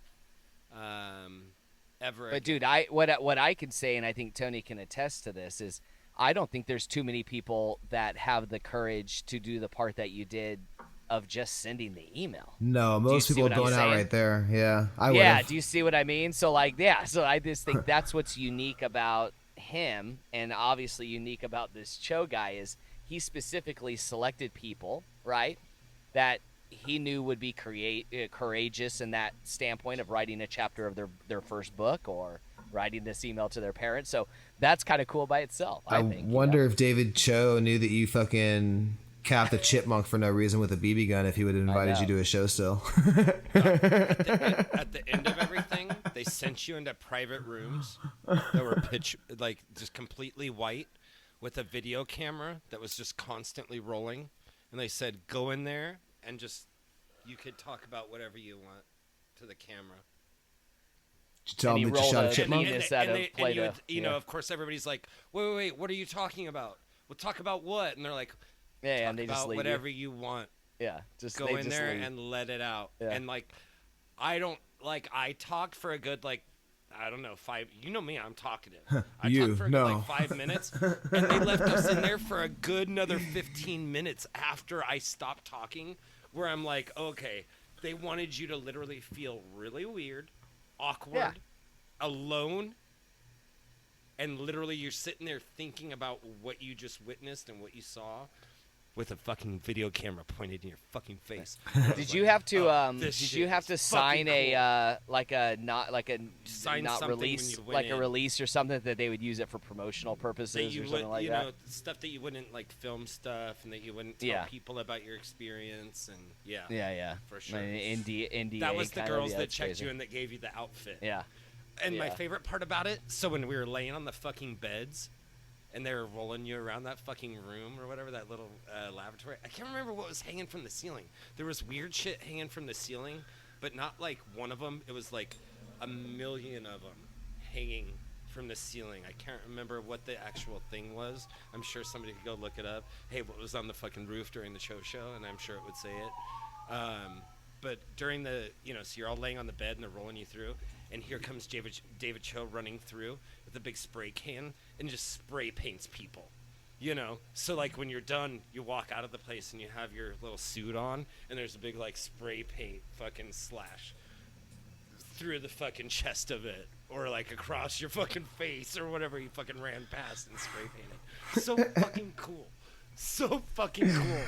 It means, Tony, that we're going to have to talk about this again. No, I think that's the end of what's kind of written on here. As far as this, the last thing written is, can we shut the fuck up about this now? I think I wrote that, actually. I think I wrote that. And I was like, I don't know if we can. That's the problem. All right, let's get into what we've been watching.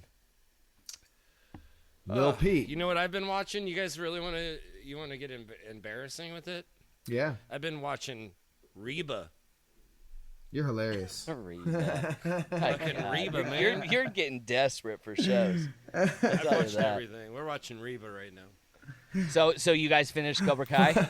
Tony, did you ever watch it or no? I haven't gotten onto it yet, actually, no. I keep on seeing it pop up. I've still been so stuck on Survivor that I've been on Hulu Oh, I love so I'll tell you my Cobra Kai. So we got on there, and we were a couple days late to the game, and then I told Jessica it's on there, so she wanted to start it. We probably watched the first 6 episodes the first night. I mean, Jessica couldn't turn it off, and Tony, I'll do the same thing. So dumb. Yes. It is so dumb. I mean, it is maybe this season. I didn't think the second season would be stupider than the first, but man, this third season they've topped themselves with the ridiculousness. I mean, it is so crazy. And so, but after one is over, you've got to watch the next. And I think this show, they have purposely made it bad, in my opinion. I think they know exactly what they're doing. And they have the cutaways are so great with Mr. Miyagi, and I think Head will tell you, like, when we grew up, dude. I don't know if I ever tell the story of the Karate Kid on this podcast ever before. Tony, when the Karate Kid came out, I wanted the videos so bad, and this was back when to buy a VHS movie was like $100 or $120. Oh, shit. To buy a movie, like a copy of a movie.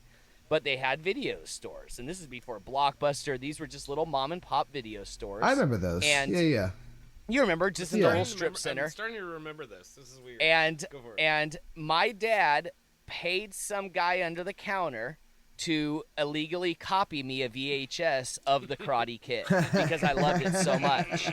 And I remember getting it. It had no case. It had nothing in it. It had a white, like, Staples label on there with just someone handwriting Karate Kid. It wasn't even they didn't even print it out, And what was so great about this, and I still remember it, and I told Jessica when we were watching this, and I tell the kids all the time, is the VHS was only so long. I don't know if you remember, VHS came in different lengths, like 90 minutes, 120 minutes. I remember so this one, he must have got a tape that was not long enough, because as soon as the crane kick happens at the end, and Allie screams, or whatever, and and they show him it would just hit the end and auto rewind back. And that was it. I mean, I had no credits. I had no. And it was so great though, and it was so great because when we rewind back to the beginning, Tony, we just started it again.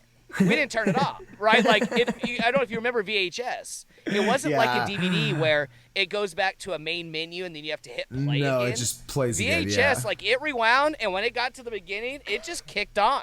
And so here comes the credits, and the music came up, and it was all shitty because you could tell at the beginning when they were copying it, it had the shitty lines in there and stuff, And it just started, and I probably watched that tape, 700-800 times probably. Because we'd watch it 10 times in a day, like sometimes. That's how it is when you're and a like kid. You act find out something the and moves you watch and stuff. it. So, oh my God! So you could imagine, and I don't know if Head's ever told you, I used to do karate. No, I never heard that. I used to, I did like competitions and won trophies and shit. So ask Head about it and stuff.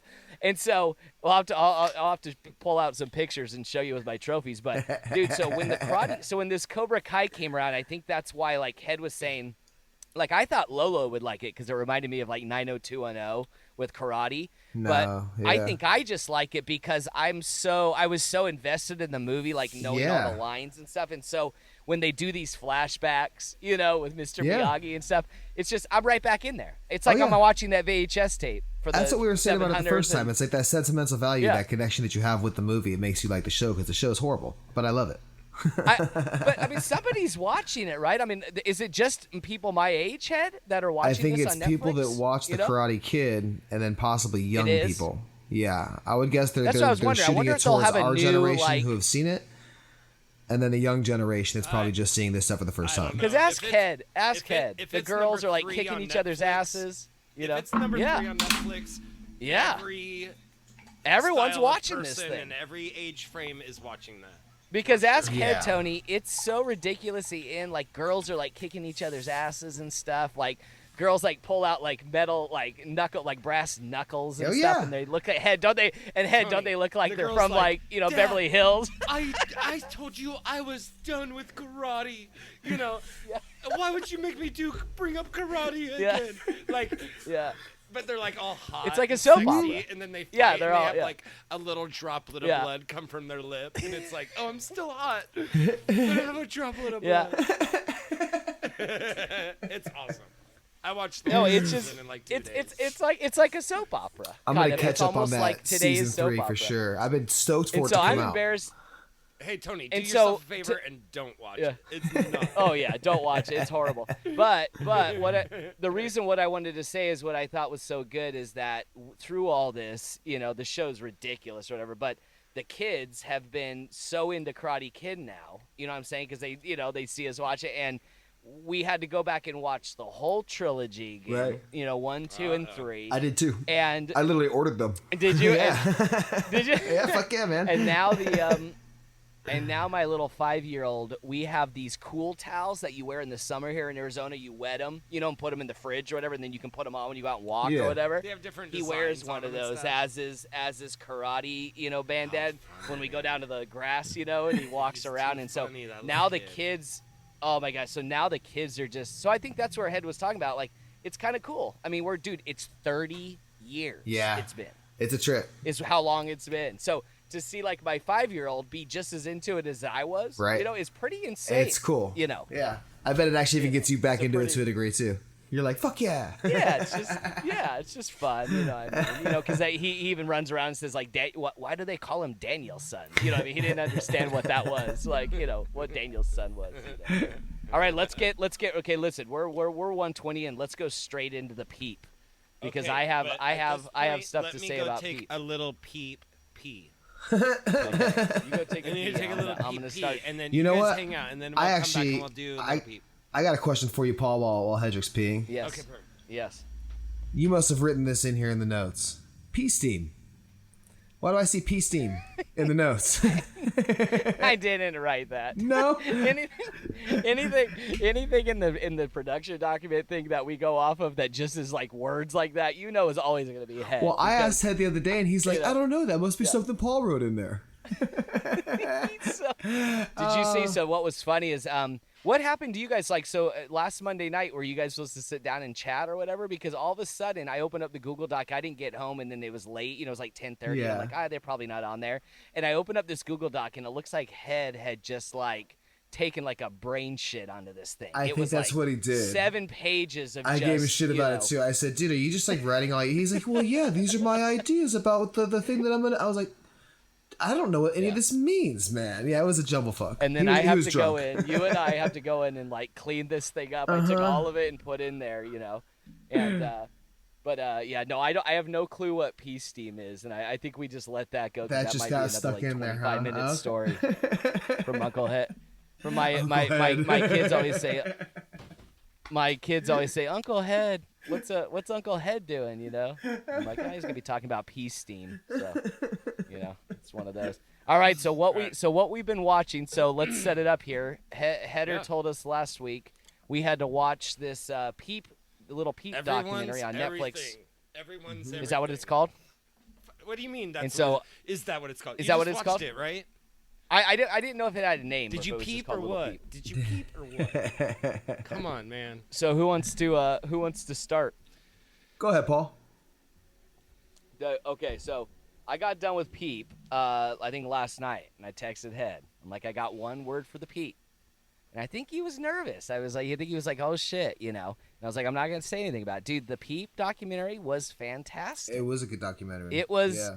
it was really Yes, good. boys. I was really Yes, boys. I was really boys. blown away. I had seen it in there a million times, and just went by. And I'm going to be honest with you, before the documentary, I hadn't heard one Little Peep song. Me neither. I knew. Me either. Me either. Oh, Paul. really? Oh, really? Me either, Paul. Okay. Oh, This I is- didn't know that. This is the documentary that got me. That I was like, wow, maybe I do. And then now I have a playlist of the songs that I like by this guy. Oh, I thought you guys Just had already because listened to it. this. No, Oh, okay. not at all. I knew 'Cause he I'm gonna be died in honest with you. Arizona. That's it. I know, I saw that, and so my take on so first off, I'll give you, like, from the production standpoint of the documentary, when they have the grandpa talk, That and it just shows him, that is fantastic. right? Ack.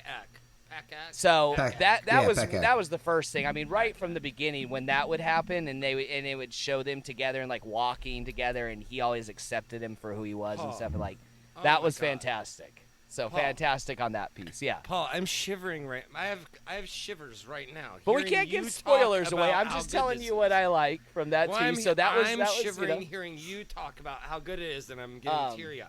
But I think the biggest thing I took from it is like, and I think it's great that we kind of, and that's why I kind of asked you about the Chow earlier, because I think it goes hand in hand. Is like, this kid was just a pure artist, like, I mean, to its natural form, and like, it's kind of blasphemy to maybe say like Kurt Cobain of his whatever the style or whatever you want to say, but he would love that, yeah. But I kind of feel like that's. I mean, listen, I know nothing about that genre. I did watch this cool episode on Vice about the Russian hip hop, underground hip hop stuff.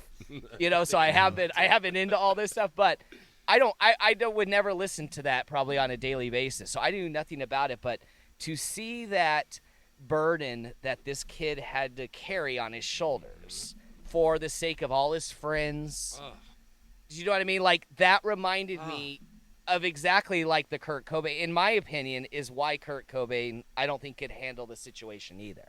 Well, to hear even pressure. one of his friends in the interview even saying, it's I never thought about it like this, but it's almost like, in a sense, the new punk rock. I mean, punk's dead. We all know that. Punk died in the 80s, maybe early 90s, you know what I mean?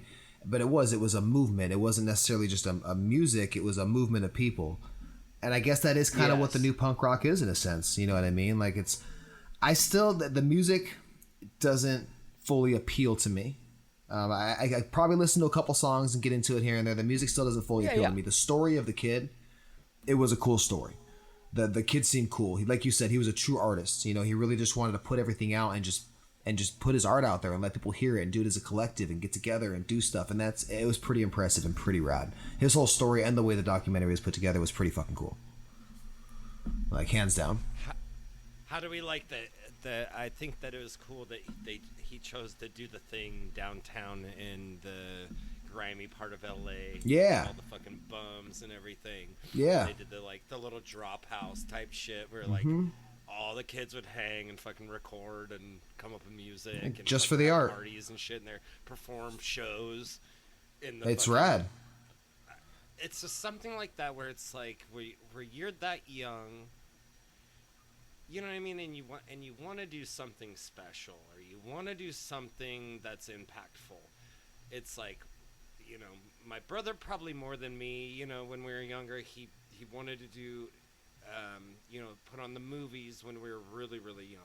And then older, when we got older, he was the one that was in the bands. And like, it was like, learn the bass so you could play bass in a band with me. You know what I mean? It's like, it wasn't like, hey, play, I don't know. It's like, what? It wasn't like, hey, play the bass because blah, blah, blah. It was like, hey, play the bass because, like, it would be fun for us to play the bass together. You know what I mean? It would be fun for us. For you to play the bass. And you could tell that's where, I mean, he came from a family that loved him as him, and he loved his friends as them. You know what I mean? Like, he just passed that down the chain, you know what I mean? Which was great. Now, I guess my question is, and it's fun, we can ask this, does the addiction piece, and it's a similar thing with the Kurt Cobain as well, does it play a role in how everything turned out? I mean, obviously at the end, I didn't look into like all these Reddits and all these theories and stuff, because obviously it played to some kind of conspiracy thing that maybe some kind of foul play might have happened on the bus, but nobody knows. Right. That's kind of what it was saying. Yeah, I right? caught that at the or end am I too. mistaken that? No, yeah, I caught that at the And end so- You're correct. Right, and so I didn't go and do any research on What what's is the right, conspiracy? whatever. I mean, do you know that, or the story behind it, Hedrick? So more or less, the idea is, what killed him was drugs with fentanyl. So very easily you could say somebody gave him those drugs with fentanyl. Right. I'm sure every one of his friends that he was on tour with, that he purposely brought on tour with him, which was the whole idea of the last hurrah, or the last show, the last, like, hey, let's get out there, let's do this last round and make a scene and get you guys famous. It's like, let's, you want to do drugs, you party, and it's like if somebody gave you something, you could very easily do something that was deadly.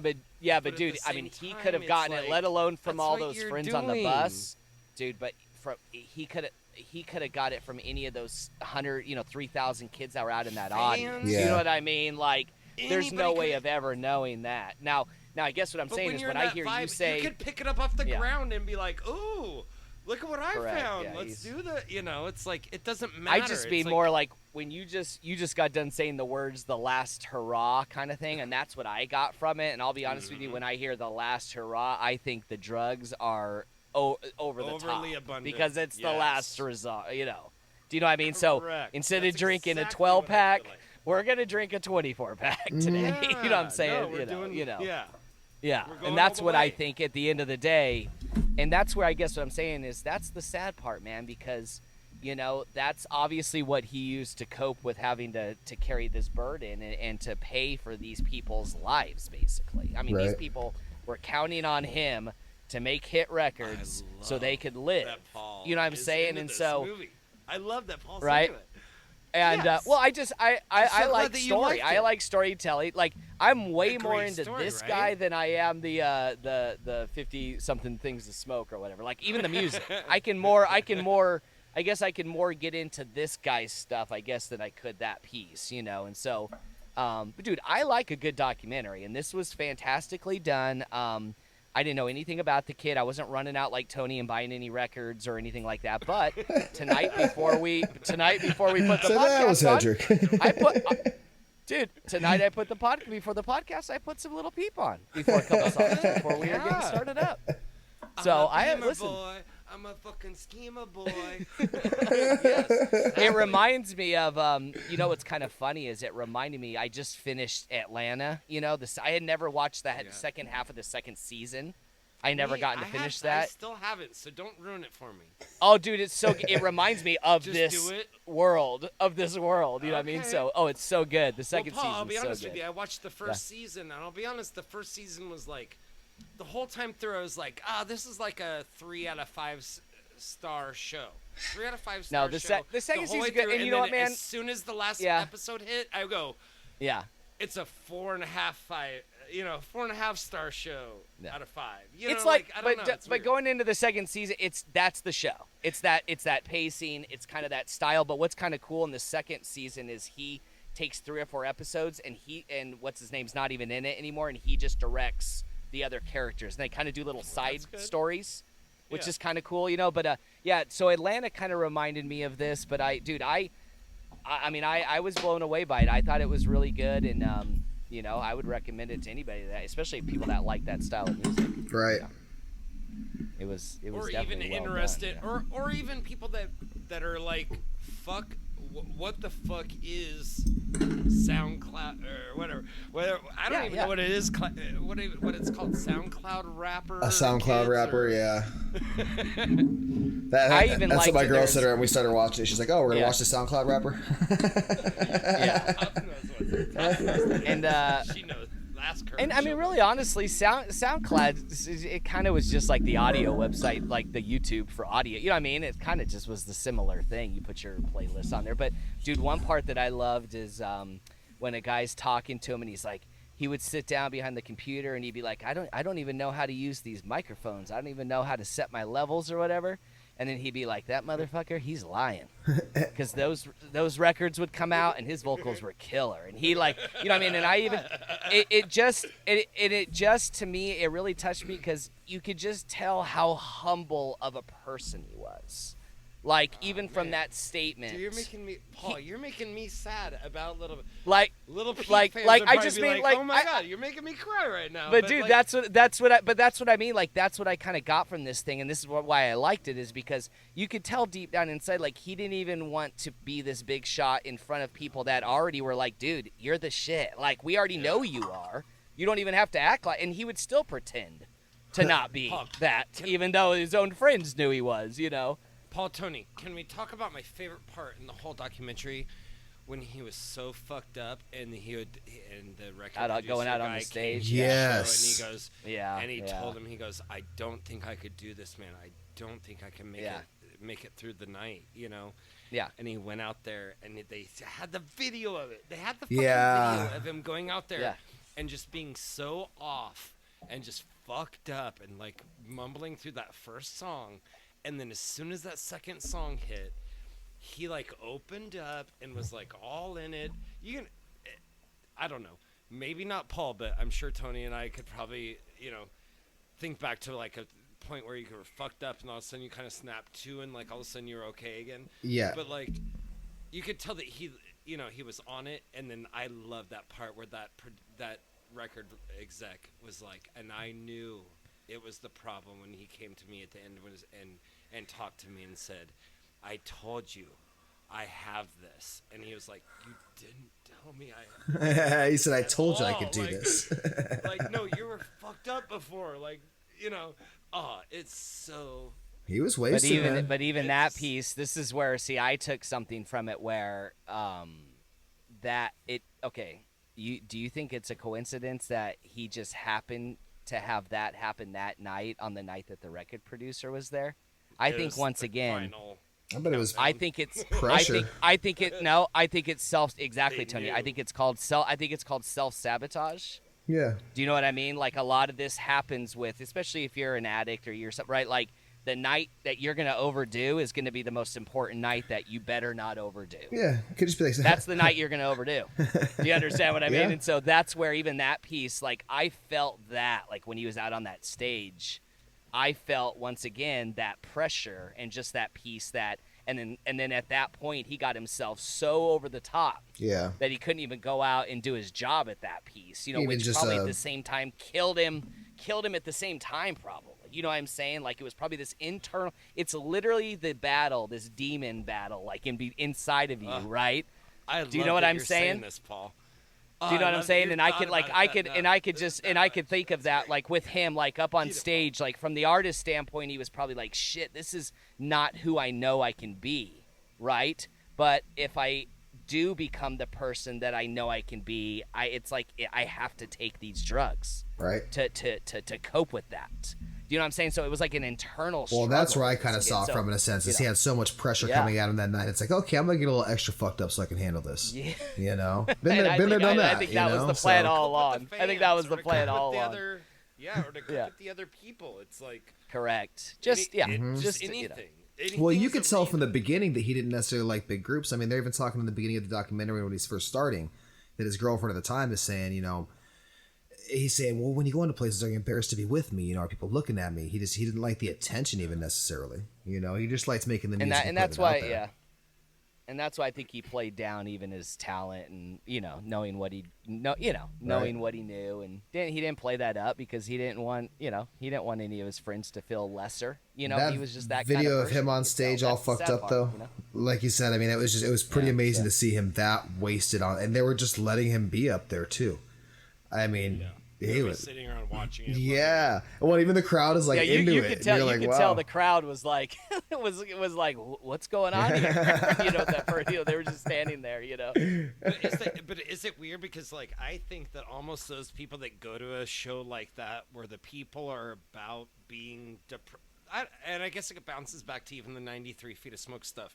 It's almost like the thing is being depressed and being down and being desperate, or you know what I mean? So I think that when you go there and you see that, I think that's what you want to see, but it's almost like when you kind of see the reality of it, right? And it's like the dude can't even really sing, you know, the guy can't even sing the song that we all can sing, right, for him, right? It's like it's this the is sad, you know. It's the animal that comes out at the circus that's there to entertain everybody, but they're whipping it, right? And you can tell the animal is done.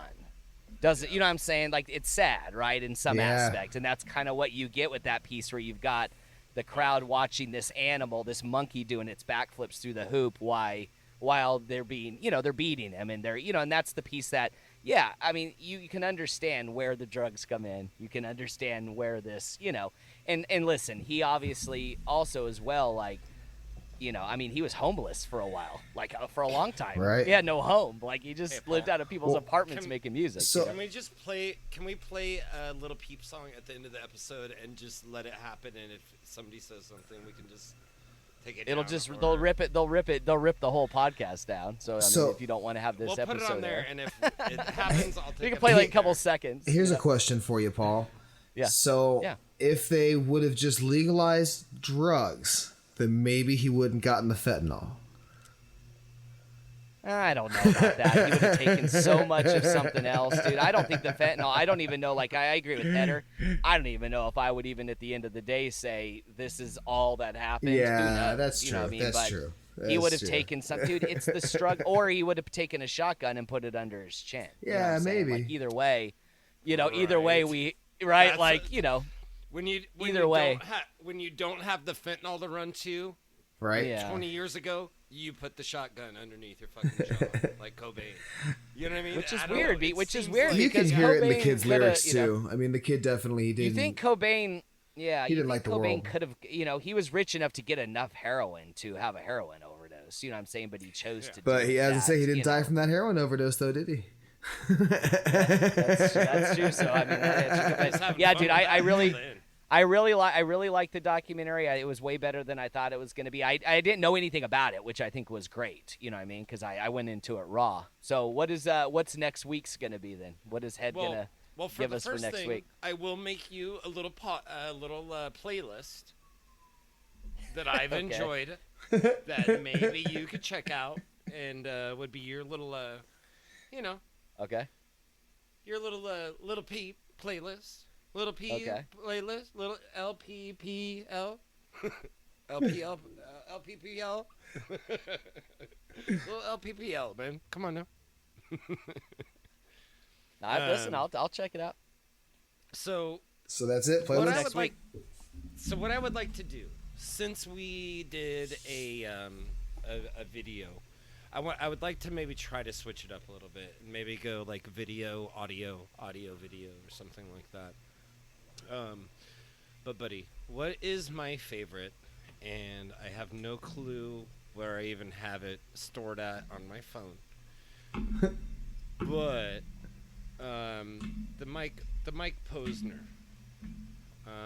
Okay, that one record that we listened to. So more or less, what it is it's man, I don't even know where it went. Tony made me take it off the list because Paul agreed. We were talking shit about that while you were peeing. Actually, I didn't take it off the list. I just moved it down. Well, it's because you guys are both assholes. Now I can't find it, and now I have nowhere to look at it and look for it at. Well, send us. so I just have what do the, you I want have us to the listen album. to? You want to listen to that record? Yeah, to that record. Yeah. So let me just look at it on Spotify. I want to get the name right. You know what I mean? I want to make sure that it's perfect. More or less, Mike Posner. I was never a fan of the guy. Even throughout all the singles, even when the popularity happened, I was never a fan. When I started going to the gym and stuff like that, I started following the Keep Going album. And it was when he wrote the album about running across the United States of America. And I thought it was kind of fun. Since then, I kind of ventured into the rest of his stuff. And the one album that really, really, really, really jumped out at me, and once again, it's kind of, it's the same thing as the Little Peep thing for a person that doesn't normally like Little Peep. It's a little bit of a reach, I think most people would say. But it's the Mike Posner album. It's called I Was Born in Detroit on a very, very, very, very, very, very, very cold day. you read that Is the perfectly. name of the album. That is Okay, exactly I'll as listen many to it. 'Cause varies as I've there listened to is. the other one. I've listened to the other one, and that other one is super cool. The one where he walks across the United States, Tony, and he writes a song. He writes the music. I as actually he walks. don't know who this Mike Posner guy is at all. Man, well, Tony, let me. He was like a pop star or something back Let in me the tell you days or about something. See, let me look this So- guy Maybe up. we don't need. Maybe we could talk about him before the next episode. We don't need to go into who he is. Why tonight. we're not going to go into it right now? We're not going to. I Let's don't do a think we nice need to long go into it episode. tonight. Come on, man. Let's talk about some stuff. So Tony, more or less, this was the I took a pill in Ibiza, guy. I took a pill in Ibiza to show Avicii I was cool. I had never heard of I that have either. no idea. I'm looking at a picture Never of the heard dude, of that and I either. don't recognize him at Yeah. all. All right, so we're gonna include the track, that super popular song that we will get shut down or told to not play the song. We'll include that right here. But No. yeah, man, it's a very popular song. Once you hear it, you'll say, "Oh, it's that song." But it's a guy. He wrote some hits, and he definitely changed his tune and kind of went a different direction. He currently is climbing mountains and stuff like that. He wrote a bunch of singles and decided to give up the music thing, and he wanted to walk across the United States of America. So he got a camper and some people in a camper, and he said, well, I'm going to walk every day, and you're going to follow me with the camper, and we're going to go from New York to California. And he did that shit. He got got bit by a rattlesnake on his way across in Colorado and shit. Had to take like a couple months off. Almost fucking got killed. I say about But yeah, he, 186 days it took him. Yeah, it was kind of cool, Tony. He kind of just seemed like he was just done. He was like in one of those kind of boy band type pop groups, and he went and did solo stuff, right? And he realized like all he gave a shit about was gold chains and that bullshit, and, fame and all that. And he was like, I need to get my life in order, you know what I mean, and get my shit in order and realize what's for real and what's not real, you know what I mean. And I think what happened, Head, is I don't want to without looking it up, but I think like a couple things where like one of his best friends had gotten killed or something, like, and then like next month his dad died. And so like literally I think he kind of like hit rock bottom in a way in some areas. You know who the best friend was, right? Who? That's what I couldn't remember. Who was that? DJ AM. So it's the guy that was right. on the Yeah. plane with Travis Barker. Oh, okay. Yeah, I that's gotcha. right. Yeah, dude, now that's a great documentary on Showtime. I bet. That one's even better if you want to watch another one. That DJ, that's even better than the Peep, in my opinion. But yeah, so I think he had kind of like he had a little bit of a. You had to go and talk some shit. I think he had a little bit of a like hit rock bottom once his dad passed away and he had lost his best friend and stuff. And so yeah, I think what happened was he's just like, I'm just gonna strip this crap away. I'm gonna walk and just get my life back in order. And while I walk, I'll write this record, and it's pretty cool. The record's actually pretty good. Head sent it over to me when we were doing the workout challenge, and I've walked and ran to it many times. Yeah. All right, Definitely But got it's, me for sure. I'll check it out. But I've never heard this. I've never heard this Born in Detroit record, so I'll have to check this out. I mean, I already heard boy So band, what- and I'm a little turned off by it. I'm not gonna lie, but I'll give him a, I'll give him a Paul shot. doesn't know what he's talking about. There is no boy band. You are deliberately forgetting who you really are.